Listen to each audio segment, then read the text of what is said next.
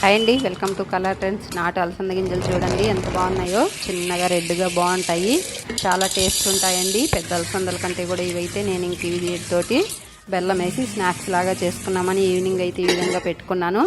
బాగా ఒక చెంబు నీళ్ళు పోసి ఉడకబెట్టేసుకోవాలండి. ఎంతలా అంటే చాలా మెత్తగా ఉడకబెట్టుకోవాలండి.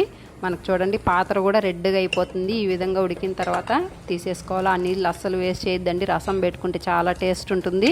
నేనైతే రసం కూడా పెట్టానండి, నెక్స్ట్ వీడియోలో చూపిస్తాను. ఈ విధంగా ఫిల్టర్ చేసేసుకొని నేనైతే దంచుకుంటున్నా. మిక్సీకి కూడా వేసుకోవచ్చండి. రోట్లో దంచుకునేటటువంటి ఖచ్చితంగా రోలు అయితే కడుక్కోవాలండి. మనం వెల్లుల్లి అవి దంచుకుంటాం కాబట్టి ఆ ఫ్లేవర్ తోటి మళ్ళీ టేస్ట్ అనేది మారిపోతుంది. తగినంత బెల్లం వేసుకొని దంచుకొని తింటే ఉంటుంది చూడండి, సూపర్ టేస్ట్. ఒకసారి అయితే ట్రై చేయండి. నాకైతే చాలా ఇష్టం అండి. నాకు పోపు పెట్టుకొని తినడం కంటే కూడా ఈ విధంగా ఇష్టం. మా నాన్నకు కూడా చాలా ఇష్టం అండి ఈ విధంగా. మా నాన్నకైతే సపరేట్గా ఇలా చేసిస్తూ ఉంటారు అమ్మ వాళ్ళు. ఓకే బాయ్ అండి. ఒకసారి అయితే ట్రై చేయండి, ఎలా వచ్చిందో